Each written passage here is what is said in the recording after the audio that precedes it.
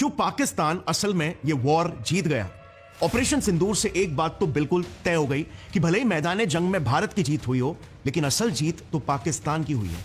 क्या अगर ऑपरेशन सिंदूर के बारे में हमें जो भी कहानी बताई जा रही है वो सिर्फ आधी सच्चाई हो? क्या अगर हमारी मीडिया, हमारी गवर्नमेंट हमसे झूठ कह रही हो और असली सच्चाई ये है कि हम वॉर जीते ही नहीं? तो पाकिस्तान का दिन के उजाले में दुश्मन को मुंह तोड़ जवाब। पाक फौज की हिकमत अमली और मुंह तोड़ जवाब से हर पाकिस्तानी खुशी से निहाल है। पाकिस्तानियों के जश्न जारी है। कई इंडियंस आज ये बात मानते हैं। चाइना, टर्की, कतर और इवन कुछ हद तक यूएस जैसे देश तो इस नैरेटिव को सपोर्ट भी कर रहे हैं और यही पाकिस्तान की सबसे बड़ी जीत है, मगर इंडिया की सबसे बड़ी हार। 7 मई 2025 के दिन इंडिया ने पहलगाम हमले के जवाब में ऑपरेशन सिंदूर को लॉन्च किया था।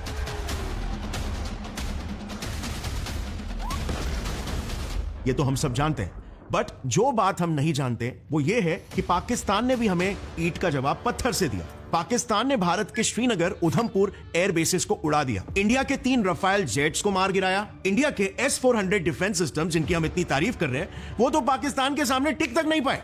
S-400 सिस्टम तबाह कर दिया। एक और बड़ी कामयाबी, एक और बड़ी ललकार। नहीं, अब सुनो, और भी है। पाकिस्तान के एरी टीवी के न्यूज आर्टिकल ने यह क्लेम किया कि पाकिस्तान ने इंडिया का S-400 और दूसरे इंडियन रेडार सिस्टम्स और इन टोटल इंडिया में 26 लोकेशंस को डिस्ट्रॉय कर दिए। आज के तारीख में हमारी एक लेडी पायलट तक पाकिस्तान के गिरफ्त में है। क्योंकि सिंदूर वाली आ गई है ना, एक लेडी पायलट जो हमने पकड़ ली है। अब वो are you confirming that Abdullah साहब? Are you confirming that? बिल्कुल, I am confirming that. Pakistan के नेवल ऑपरेशंस भी इतने सक्सेसफुल थे कि इंडियन नेवी तक उनका मुकाबला ही नहीं कर पाई। पाकिस्तानी हैकर्स ने तो हम पर इतने घातक वार किए कि हिंदुस्तान की 70% बिजली बंद हो गई। हमारे देश में अंधेरा ही छा गया। जो हमारे हैकर्स लड़े हैं, 70% बिजली का निजाम हैक कर लिया आपने। वहाँ की जो मेन वेबसाइट्स हैं वो हैक कर ली। इससे ज्यादा आप उनसे और क्या एक्सपेक्ट करते हैं? क्या टेक्नोलॉजी में हम सलाम है सबको। हम कितने टेक्नोलॉजी में एडवांस है, हमें नहीं पता। सो अंत में इंडिया के पास जब कोई ऑप्शन नहीं बचा तो हमें मजबूरन यूएस के पास जाकर सीज फायर की गुजारिश करनी पड़ गई। हमारे फॉरेन मिनिस्टर बेचारे एस जयशंकर जी को तो पब्लिकली पाकिस्तान से माफी तक मांगने पड़ गया। आज मैं देश भर से क्षमा मांगने आया हूँ।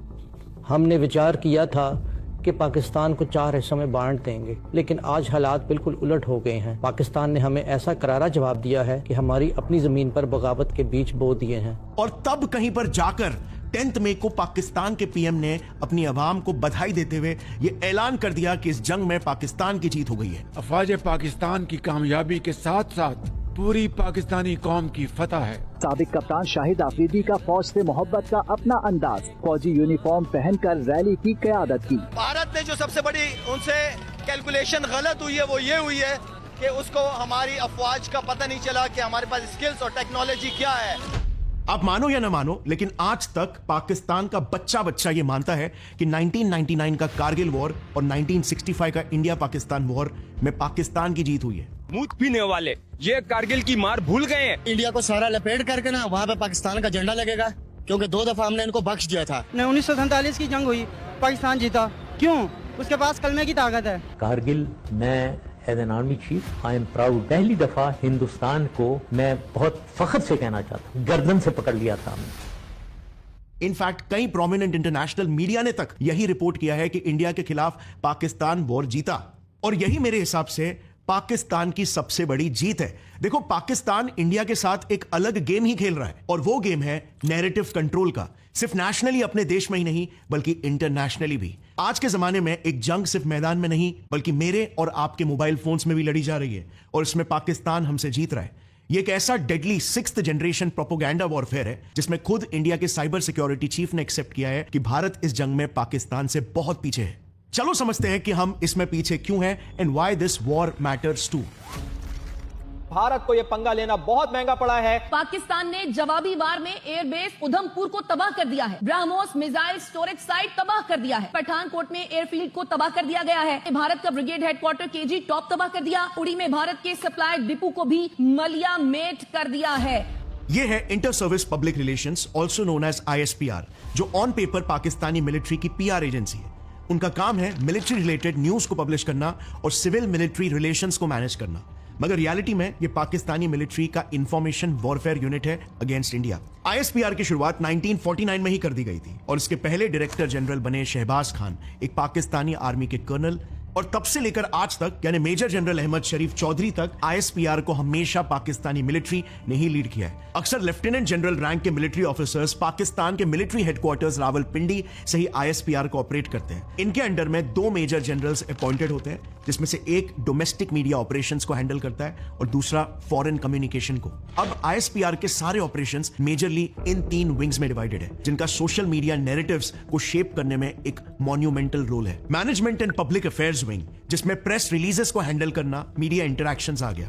Production and content creation division, जिसमें फिल्म्स, ड्रामास और म्यूजिक को प्रमोट करना है मिलिट्री के नैरेटिव को आगे बढ़ाने के लिए। मॉनिटरिंग एंड एनालिसिस विंग, जो मॉनिटर करता है डोमेस्टिक और इंटरनेशनल मीडिया को पब्लिक सेंटिमेंट्स को गेज करने के लिए और नेगेटिव परसेप्शंस को काउंटर करने के लिए। एग्जांपल के लिए 1965 वॉर के पॉइंट पर वापस से आते हैं। क्या आप जानते हो हर साल 6 सितंबर को पाकिस्तानी डिफेंस डे मनाते हैं 1965 वॉर जीतने की खुशी में। और कोई नहीं, बल्कि खुद पाकिस्तान के एक न्यूज आउटलेट द नेशन ने आईएसपीआर के प्रोपेगेंडा को एक्सपोज करते हुए यह आर्टिकल लिखा, जिसमें उन्होंने एक्सपोज किया कि 1965 वॉर हारने के बाद आयूब खान की डिक्टेटरशिप रेजीम और पाकिस्तानी आर्मी को जनता के विद्रोह से बचाने के लिए आईएसपीआर ने वॉर जीतने की झूठी रिपोर्ट छापनी शुरू कर दी थी। आप बस इमेजिन करो आईएसपीआर का पाकिस्तानी मीडिया पर किस लेवल का कंट्रोल है। आज तक पाकिस्तान के सभी official documents, publications, speeches, broadcast और तो और बच्चों को स्कूल टेक्स्ट बुक्स में तक यही पढ़ाया जाता है कि 1965 का वॉर पाकिस्तान जीता था। बुजुर्ग जानते होंगे 1965 की जंग में इंडिया की फौज जंग जो है वो हार गई। किस वजह से? अल्लाह रब्बुल इज्जत ने उनके दिल के अंदर एक खौफ डाल दिया। अब आईएसपीआर ये काम करता कैसे?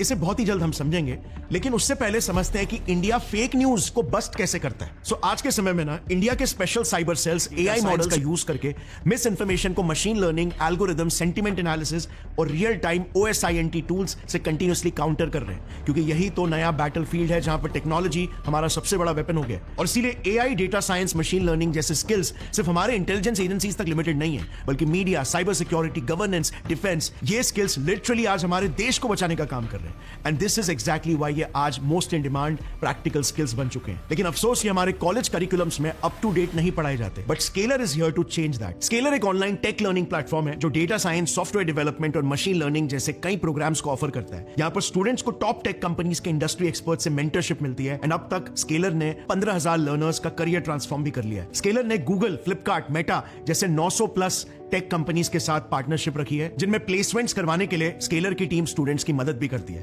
Plus Scaler learners also get access to 100 capstone projects, all of this at a very easy 2 years EMI option with 0 interest fees. Also अभी 17 मई को स्केलर पर एक काफी इंटरेस्टिंग मास्टर क्लास भी होने वाला है about the difference between data science, machine learning and artificial intelligence. आप भी उसे चेकआउट कर सकते हो, लिंक मैंने डिस्क्रिप्शन में डाल दिया है। और अब लौट आते हैं वापस से हमारे टॉपिक पर। सबसे पहले यह समझते हैं कि पाकिस्तानी आर्मी का मेन मकसद क्या है, और वो है इंडिया को किसी भी तरह से पाकिस्तान का सबसे बड़ा विलन बताना। क्योंकि अगर इंडिया विलन है तो पाकिस्तानी आर्मी नेचुरली एक मसीहा की तरफ पोजीशन हो सकती है, जो कि उनकी जनता को विलन से बचाने के लिए हमेशा तैनात रहती है। आपको स्कूल में बताया गया कि इंडिया हमारा दुश्मन है। हाँ, क्या दुश्मनी है इंडिया की और हमारी? वो कहता है कि हम मुस्लिम ना रहे और सारे इंडियन बन जाए। दिमाग में इंडिया को लेकर क्या कॉन्सेप्ट है, क्या ख्यालात है? दुश्मन है हमारे, वो हमारा सबसे बड़ा दुश्मन है, पाकिस्तान का सबसे बड़ा दुश्मन है। हमेशा हमारे से हारता रहा है, नफरत फैलाता है। हमारे वहाँ पे मुसलमान बहन भाई हैं, वहाँ पे जुल्म करते हैं उन पे। हमारी आर्मी दिल्ली की गेट पे जाके पाकिस्तान का झंडा लगा, इनको इतना मारेंगे ना, घर में घुस घुस के मारेंगे। अब ये बात वहां की जनता के दिमाग में अच्छे से इंडोक्ट्रिनेट करने के लिए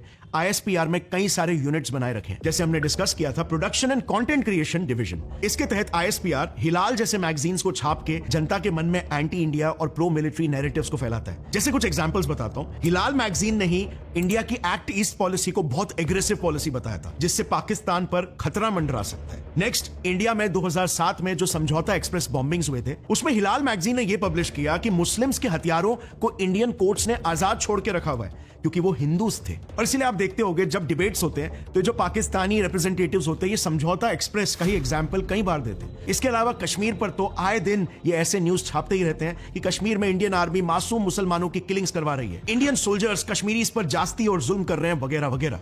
बात ऐसी है ना, आईएसपीआर के ही तहत पाकिस्तान जो प्रोपेगेंडा वॉरफेयर कर रहा है वो एक काफी सीक्रेटिव प्रोजेक्ट है, जो डायरेक्टली उनकी मिलिट्री और उनकी इंटेलिजेंस एजेंसी ISI द्वारा ऑपरेटेड है। और इसीलिए ये न्यूज इतना ओपनली पब्लिक डोमेन में अवेलेबल नहीं है। बट इनके इस सीक्रेट प्रोपेगेंडा सेल के बारे में हमें जितने भी प्रूफ्स मिले वो सब मैंने नीचे डिस्क्रिप्शन में डाल दिया है, ताकि आप उस पर खुद भी स्टडी कर सकते हो। ये तो हुई पाकिस्तानी मैगजीन्स की बात। अब मूवीज के थ्रू भी सिमिलर नैरेटिव को पुश किया जाता है। जैसे 2019 में ही एक ISPR प्रोड्यूस्ड पाकिस्तानी सीरियल ऐद है वफा में विंग कमांडर अभिनंदन को वीक बताया गया था। मेजर हुमायूं, अभिनंदन, क्या कर रहे थे आप हमारी हवा में? supposed to tell you that, Major. You are supposed to tell me everything, wing commander. मैं बाथरूम जाना चाहूंगा मेजर। अभी से? अभी रिसेंटली एक मूवी रिलीज हुई थी वार नाम की, उसमें भी यही दिखाया गया कि इंडिया कश्मीर में टेररिस्ट अटैक्स करवा रहा है और पाकिस्तानी फोर्सेस इंडियन टेररिस्ट से कश्मीर की जनता को बचा रही है। The team also killed this man, Sanjay Bharadwaj, a first contact low-level raw operative. And our intelligence sources indicate that a high-level independent contractor has been hired to carry out one of the biggest terrorist attacks in the history of Pakistan. अब of course ये तो मैं आपको सिर्फ कुछ examples ले रहा हूं ताकि आप गेम समझ सको, बट आपने एक और एक चीज नोटिस की होगी कि अक्सर कई बार इंडिया में भी कुछ ऐसे मूवीज बन जाते हैं, तो क्या इसके पीछे भी इन्हीं पाकिस्तानी सेल्स का लिंक हो सकता है? वेल, ISPR की मेन ऑफिशियल वेबसाइट का स्क्रीनशॉट भी मैं स्क्रीन पर फ्लैश कर दूंगा ताकि आप बाद में रिसर्च कर सकते हो। Next, production and content creation division के अलावा जैसे मैंने आपको बताया कि ISPR में एक और यूनिट भी है, मॉनिटरिंग एंड एनालिसिस विंग, जिसके तहत तो ISPR ने एक फुल फ्लेज डिजिटल आर्मी और इंटरनेशनल नेटवर्क ही खड़ा कर दिया है जो मिनटों में इंडिया से जुड़ी मिस इंफॉर्मेशन और डिस इंफॉर्मेशन को वायरल कर देता है। और एक और एक इंटरेस्टिंग बात, इस डिजिटल आर्मी में एक मेजर रोल है पाकिस्तानी इंटर्न्स का। यह है पाकिस्तान के रिसेंट ISPR इंटर्न्स की एक टीम, जिनके बारे में इसी साल खुद पाकिस्तान टुडे ने ही प्राउडली पब्लिश किया था। एक रिपोर्ट के हिसाब से तो मेजर जनरल आसिफ गफूर के लीडरशिप में पिछले एक साल में 1000 से भी ज्यादा कॉस्ट एफिशिएंट इंटर्न्स को हायर किया गया है, जिन्हें इंडिया के खिलाफ इंफॉर्मेशन वॉरफेयर के लिए ट्रेनिंग मिल रही है। इन युवाओं को लिटरली ये बताया जा रहा है कि वो सरहद पे लड़ने वाले फौजियों के बराबर है, क्योंकि वो इंडिया के खिलाफ इंफॉर्मेशन वॉर लड़ रहे हैं। कैसे?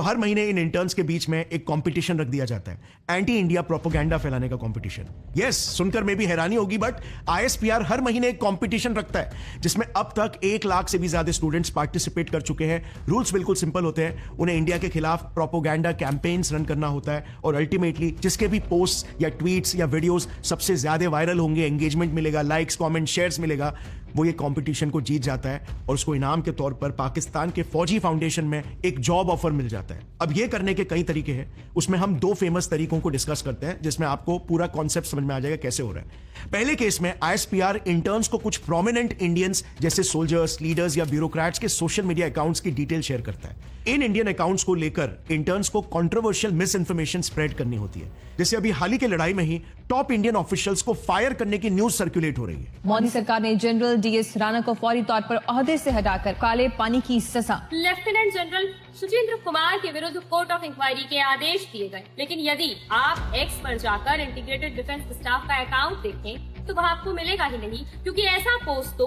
किया ही नहीं गया। याद रहे, ये प्रोपेगेंडा है। फिर पहलगाम अटैक के बाद इंडियन आर्मी में इंटरनली एक बड़ी दरार आ चुकी है। ऐसी न्यूज भी बीच में वायरल हो रही थी। S जयशंकर का तो फेक अपॉलॉजी वीडियो वायरल हो रहा था। आज मैं वेश भर से क्षमा मांगने आया हूँ। पाकिस्तान ने हमें ऐसा करारा जवाब दिया है कि हमारी अपनी जमीन पर बगावत के बीज बो दिए हैं। वीडियो गेम के वीडियोस यूज करके बताना कि पाकिस्तानी आर्मी ने इंडिया को कितना नुकसान पहुंचा है, और अब तो AI का भी इस्तेमाल करने लग गए ये लोग। ये सब कुछ ISPR के ही इंटर्न्स की टीम कर रही है। अब दूसरा तरीका जो ये फॉलो करते हैं वो है tool kit system. Defence XP ने 2023 में एक टूल किट बस किया जो पाकिस्तान की ISPR ने इंडियन रिपब्लिक डे पर इंटरनली शेयर किया था। इसमें उन्होंने सारे सोशल मीडिया अकाउंट्स को #26 जनवरी ब्लैक डे ये हैशटैग फैलाने के लिए कहा, और उसके साथ कौन से पोस्ट या वीडियो वायरल करने हैं वो सारा मटेरियल भी ISPR ने ही इसी टूल किट में अटैच करके रखा था। और इसीलिए अगर उस दौरान आपने देखा होता तो सभी ट्वीट्स में आपको यही हैशटैग दिखता। अच्छा, अब नेशनल न्यूज के अलावा monitoring and media wing international narratives के लिए भी रिस्पॉन्सिबल है, और इसीलिए इसके बाद एक्टिवेट हो जाती है Pakistan affiliated international news agencies. इस वॉर में भी आपने ये देखा होगा कि ISPR ने जितने भी फेक न्यूज प्रोपोगेट किया, जैसे कि इंडियन रफेल गिरे, इंडियन फीमेल पायलट को गिराकर कैप्चर कर लिया है, उन सबको अल जजीरा और चाइना डेली ने भी पब्लिश किया। Our Indian fighter jet, these are Rafales, have been shot down. A female pilot has been taken into custody. We don't have any pilot in custody. This is all social media chatter. This is all part of the multiple source of fake news and propaganda that has been generated. Pakistan ने cease fire के 2 दिन पहले एक press conference भी किया था। ये कोई कोइंसिडेंस नहीं है, ये इसी स्ट्रैटेजी का आखिरी और सबसे इंपॉर्टेंट पड़ाव है।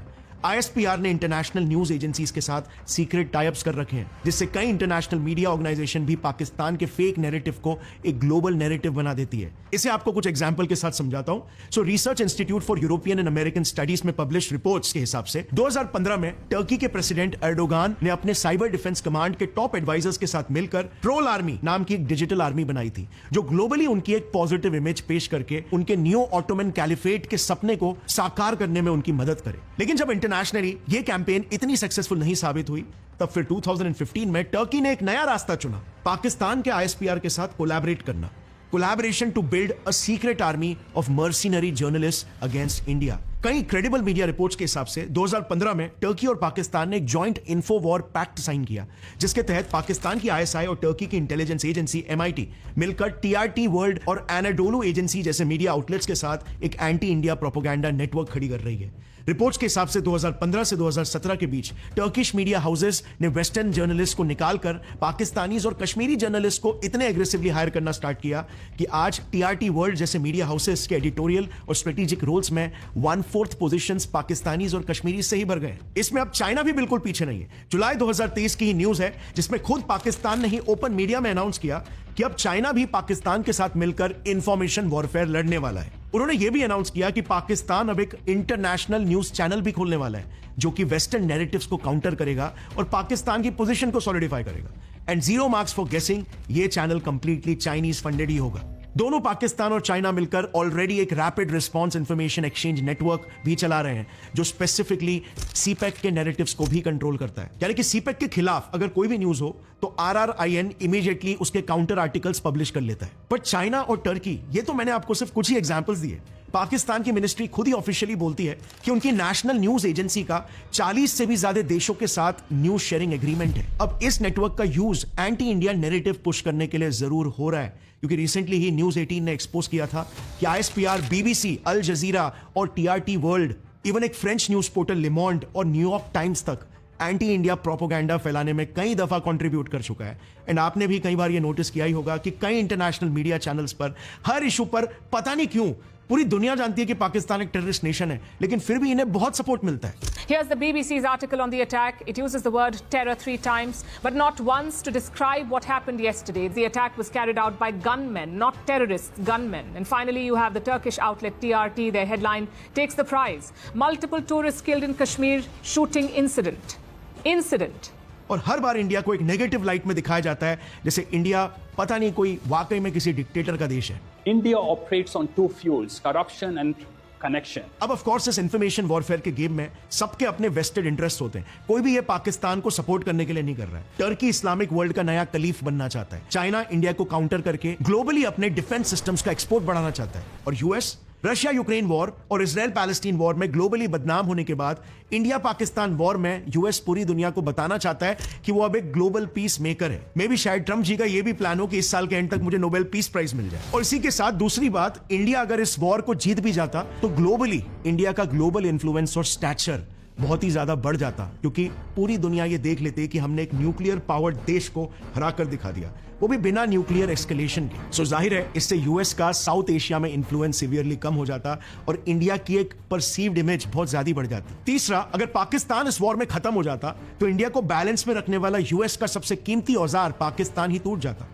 पूरी दुनिया जानती है कि यूएस ने ही time in and time again fundings और मिलिट्री सपोर्ट देकर पाकिस्तान के टेररिस्ट ऑर्गेनाइजेशंस को पनपने दिया है। You do admit, sir, that Pakistan has had a long history of backing and supporting and training and funding these terrorist organizations. We have been doing this dirty work for United States for about 3 decades, and West, including Britain. इसके 2 reasons है, क्योंकि पाकिस्तान पैसे फेंकने पर कोई भी काम करने को तैयार हो जाता है, और फिर वो अपने ही टेरिटरी में सांपों को पालने की भी बात क्यों ना हो। और दूसरा रीजन, इससे इंडिया को बैलेंस में रखा जा सकता है। चौथी बात, पूरे वॉर के दौरान फ्रेंच रफेल और रशियन S-400 मिसाइल्स की मार्केटिंग हो रही थी, जिससे यूएस वेपन्स की डिमांड कम होने के चांसेस थे, जो यूएस नहीं चाहता। और ये बात भी सब जानते हैं कि US earns a lot from wars. In fact weapon trade तो यूएस की इकोनॉमी का एक मेजर पार्ट है, and US can not afford to lose it. ऐसे और भी कई रीजंस है जिसके लिए लिटरली एक पूरा अलग ही वीडियो बन सकता है। But the main point is कि पाकिस्तान के सपोर्ट के दौरान भी सभी देश अपनी ही लड़ाई लड़ रहे हैं, सब अपना इंटरेस्ट देख रहे हैं। But all in all ISPR का ये प्रोपोगेंडा वॉरफेयर एक बहुत ही स्ट्रॉन्ग स्ट्रैटेजी है,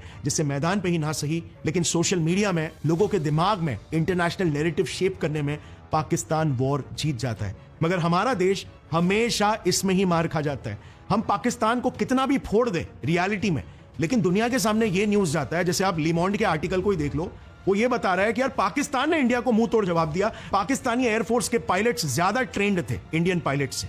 सो फ्रांस और यूरोपियन कंट्रीज में ये खबरें पहुंच रही है। इंटरनेशनल लेवल पर अगर देखें तो retired lieutenant general Rajesh Pant ji ने इसको कश्मीर के एग्जांपल से बहुत ही अच्छे तरीके से समझाया। उनके वर्ड्स में पाकिस्तान एक ही इशू को 3 अलग अलग रीजन्स में 3 अलग अलग तरीके से बेचता है। लिटरली पाकिस्तान न्यूज की मार्केटिंग करता है। यूरोप में कश्मीर को ह्यूमन राइट्स वायलेशन के एंगल से दिखाया जाता है।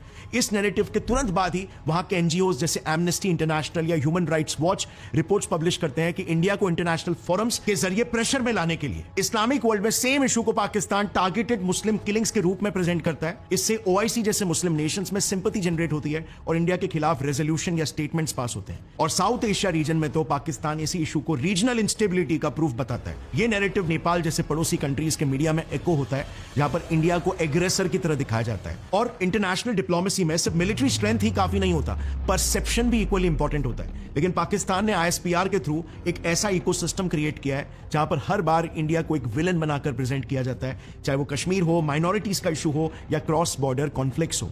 और जब ये नैरेटिव बार बार रिपीट होता है मीडिया हाउसेस में, ह्यूमन राइट रिपोर्ट्स में या ग्लोबल फोरम्स पर, तो दुनिया के कई न्यूट्रल या अनइन्फॉर्म्ड कंट्रीज उस नैरेटिव पर बिलीव करने लगते हैं। साइकोलॉजी का एक प्रिंसिपल है, अगर आप झूठ को भी 10 बार बोलोगे तो वो सच लगने लगता है। इससे पाकिस्तान को अलायंसेस बनाने में भी काफी ट्रस्ट मिल जाता है। और जब पाकिस्तान बार बार इंडिया को एक इनटॉलरेंट वायलेंट कंट्री दिखाता है, डिक्टेटोरियल कंट्री दिखाता है, तो कई कंट्रीज हेजिटेट करने लगते हैं इंडिया के साथ ओपन पार्टनरशिप्स बनाने में, इंडिया को ओपनली सपोर्ट करने में। देखो, just think about it rationally, Pakistan India को डिक्टेटोरियल बताता है, जबकि पाकिस्तान से बड़ा डिक्टेटोरियल कंट्री तो इस दुनिया में कोई नहीं है। बट दुनिया का ऐसा परसेप्शन नहीं है। ये है प्रोपोगेंडा की ताकत। और यही प्रोपोगेंडा वॉरफेयर तो रशिया के साथ US कर रहा है और इजराइल के साथ पूरा मिडिल ईस्ट कर रहा है। तभी तो कई सारे देश रशिया और इजराइल का पर्सपेक्टिव जाने बिना उन्हें एग्रेसर समझ रहे हैं। आप खुद ही सोचो ऐसा क्यों है कि हमारे देश के ही कई सारे लोग #AllEyesOnRafah की स्टोरीज तो फटाफट अपलोड कर लेते हैं, लेकिन वहीं पर अपने ही देश पर अगर कोई आपदा आती है तो खुद के ही देश को ओपनली सपोर्ट करने से पहले 100 बार कतराते। आप सोचो ऐसा क्यों है कि पाकिस्तान की जनता, पाकिस्तान के सेलिब्रिटीज ओपनली अपने टेररिस्ट बैकिंग गवर्नमेंट को सोशल मीडिया पर सपोर्ट कर रहे हैं, लेकिन इंडियन सेलिब्रिटीज खुल के अपने देश को ही सपोर्ट नहीं कर पा रहे, क्योंकि उनकी जनता के साथ आज हमारे देश के भी कई सारे लोग पाकिस्तान के ही प्रोपोगेंडा का शिकार बने हुए। पाकिस्तान को अच्छे से पता है कि वो बैटलफील्ड पे हमें बिल्कुल नहीं हरा सकता, और इसीलिए वो बैटलफील्ड बदल चुका है। Now it's a war of narratives. वो हर बार ISPR के जरिए एक भ्रम बेचता है, एक ऐसा झूठ जिसकी आवाज सच से ज्यादा होती है, लेकिन हम छुपे रह जाते हैं और चुप रह जाते हैं। लेकिन फिलहाल चुप रहना सिर्फ हमारी एक कमी नहीं है, बल्कि एक बड़ा क्राइम हो जाएगा, क्योंकि अगर यही नैरेटिव वॉर पाकिस्तान हमेशा जीतता चला जाएगा तो उसके सामने हमारी जीत, हमारा सच बिहारी नजर आएगा। और ऐसा नहीं है कि हमारी गवर्नमेंट या हमारी इंटेलिजेंस एजेंसीज इसके बारे में कुछ नहीं कर रही। जितनी चीजें मीडिया में आने दी जाती है उससे कई ज्यादा चीजें बैक एंड पर चल रही होती है। लेकिन फिलहाल मेरे हिसाब से as civilians, as citizens of India, हम क्या कर सकते हैं? हमें सबसे पहले तो पाकिस्तानी एजेंडा का शिकार बनना ही बंद करना होगा, ज्यादा अवेयर होना होगा, और इंडिया के पर्सपेक्टिव, इंडिया के स्टैंड्स को पूरे कन्विक्शन से दुनिया के सामने लाना होगा। हमें गर्व से अपना सीना चौड़ा करके पूरी दुनिया को बार बार याद दिलाना होगा कि पाकिस्तान एक टेररिस्ट ऑर्गेनाइजेशन है और इंडिया जैसी सेफ डेमोक्रेटिक कंट्री और कोई नहीं है। भूलिए मत, इंडिया की आबादी और इंडिया की यूथ पॉपुलेशन पाकिस्तान से कहीं ज्यादा है। अगर हम सब मिलकर पाकिस्तान के इन फेक नैरेटिव्स को अपना कुछ समय निकालकर या बस सही वीडियोस को भी शेयर करके सपोर्ट करेंगे तो इनके फेक नैरेटिव्स की आग में हम पूरा समुद्र बहा देंगे। सो बिल्कुल अंडर एस्टिमेट मत करिए कि कितनी पावर तो हमारे हाथों में भी है। और इंडिया से बस मैं यही रिक्वेस्ट करना चाहूंगा कि जितना जल्दी हो सके आपको भी इस प्रोपोगेंडा वॉरफेयर में हिस्सा लेना होगा। आपको पाकिस्तान को मुंह तोड़ जवाब देना होगा, और सबसे इंपॉर्टेंट आपको कई सारे इंटरनेशनल न्यूज पोर्टल बनाने होंगे। जैसे फॉर एग्जांपल एक कतर जैसी छोटी कंट्री अगर अल जजीरा बना सकती है, तो इंडिया जैसा एक बड़ा अपकमिंग सुपर पावर क्यों नहीं बना सकती? And with that thought in mind, thanks for watching this video. See you very soon.